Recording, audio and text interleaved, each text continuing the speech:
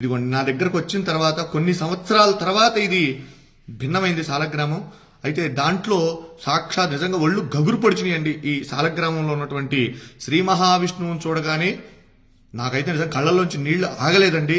ఇది మీ అందరికీ కూడా నేను ఎందుకు ఈ వీడియో పెడుతూ ఉన్నానంటే మనందరం కూడా దర్శనం చేసుకోవాలి. ఇటువంటి చాలా అరుదుగా కనబడతాయి. మన పిల్లలకి మనం చెప్పాలంటే ఏం చెప్తాం? ఏదో జరిగిందిలే ఉందిలే అనుకోవటం కాదు. సాలగ్రామం ఏంటంటే సాలగ్రామం చూడండి, ఇది నేపాల్లో గండకీ నదిలో ఇవి సాలగ్రామాలు మనకు నిక్షిప్తం అవుతూ ఉంటాయండి, అక్కడ దొరుకుతూ ఉంటాయి. అయితే ఇది దీంట్లో ఒక పురుగు, దాని పేరు, అది ఒక బంగారాన్ని నిక్షిప్తం చేస్తుంది. దాంట్లో అది తీసుకొని వాళ్ళు గవర్నమెంట్ అవి సాలగ్రామాలను అక్కడ గండకీ నదిలో వదిలేస్తారు. అవి కిందకి ఇలా కొట్టుకుంటూ వచ్చినటువంటి సాలగ్రామాలలో ఇవ్వండి, ఇవన్నీ కూడా అక్కడి నుంచి వచ్చినాయే. ఇలా ఉంటే ఇవి ఎప్పటి నుంచో కూడా మన ఇంట్లో మనం ఆరాధన చేసేటువంటి సాలగ్రామం. నా వీడియోలో కూడా చాలా వాటిలో ఉన్నాయి, నేను అభిషేకం చేసేటువంటి వీడియోలు ఇవి. అయితే మీరు చూడండి, దీంట్లో స్వామి సాక్షాత్తు విష్ణు భగవానుడు, వెంకటేశ్వర స్వామి, నేనైతే లక్ష్మీనారాయణ అనుకుంటా, వెంకటేశ్వర స్వామి అనుకోవచ్చు.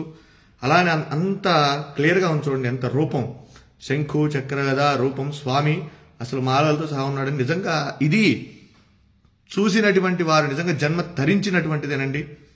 ఎందుకంటే చాలా అరుదుగా ఉన్నటువంటిది.